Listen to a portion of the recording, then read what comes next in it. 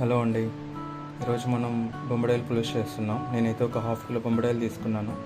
ఇలా నీట్గా కడుక్కొని పక్కన పెట్టుకోండి.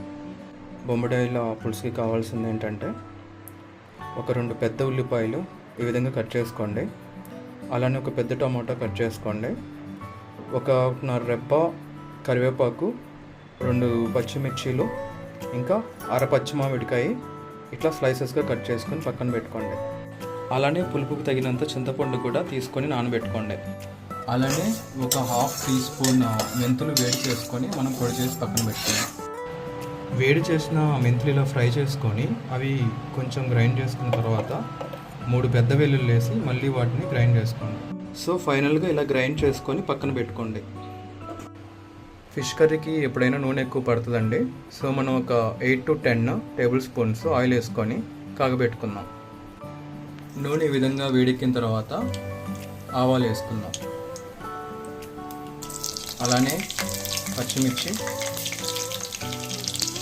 కరివేపాకు వేసుకుందాం. అది కొంచెం వేగాక మనం ఆనియన్స్ వేసుకొని, సో ఇలా ఆనియన్స్ బ్రౌన్ కలర్ వచ్చేదాకా మనం వేయించుకొని ముందుగా కోసి పెట్టుకున్న టమాటాలు వేసుకుందాం.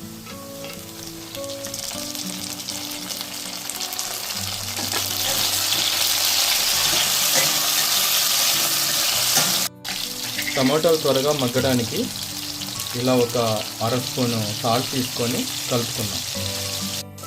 ఇంకా ఈ విధంగా టమాటాలన్నీ వేగాక ఒక 1/2 స్పూను పసుపు వేసుకుందాం. అలానే 2 టేబుల్ స్పూన్ల కారం వేసుకుందాం. వేసుకొని ఈ విధంగా కలబెట్టుకుందాం. వెంటనే ముందుగా తయారు చేసి పెట్టుకున్న చింతపండు రసం అంతా వేసుకుందాం. ఇలా చింతపండు రసం వేసుకున్న తర్వాత సరిపడినంత ఉప్పు వేసుకోండి. ఇలా చింతపండు రసం అంతా మరిగాక నూనె పైకి వస్తుంది. అప్పుడు మనం ముందుగా క్లీన్ చేసి పెట్టుకున్న బొంబడాయిల్ని దాంట్లో వేసుకుందాం.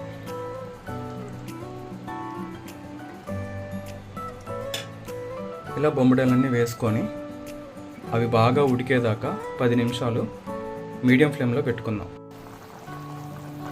ఇలా ఉడికాక మాకు కారం సరిపోలేదండి, సో ఒక 1/2 టీ స్పూన్ కారం మళ్ళీ వేసుకున్నాం. మీరు కూడా ఈ విధంగా ఉడికిన తర్వాత కారం కానీ ఉప్పు కానీ సరిపోకపోతే వేసుకోండి. సో అలానే మనం ముందుగా కోసి పెట్టుకున్న మామిడికాయ దప్పలు కూడా వేసేస్తున్నాం. ఇలా ఆయిల్ అంతా పైకి వచ్చేదాకా ఉడికించుకున్నాం.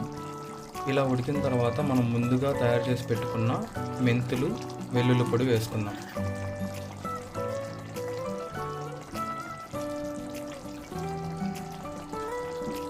అలానే కొత్తిమీర, కరివేపాకు వేసేసుకొని ఒక్కసారి ఈ విధంగా కలుపుకుంటే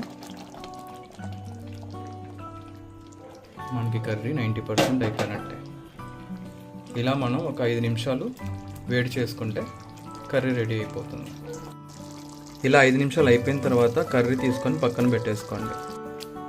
ఇంతండి వేడి వేడి అన్నంలోకి బొంబడాయిల పులుసు.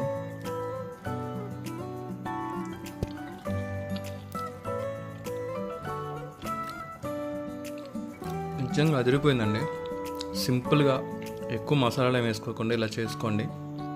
ట్రై చేసి ఎలా ఉందో కామెంట్ చేయండి. Thanks for watching.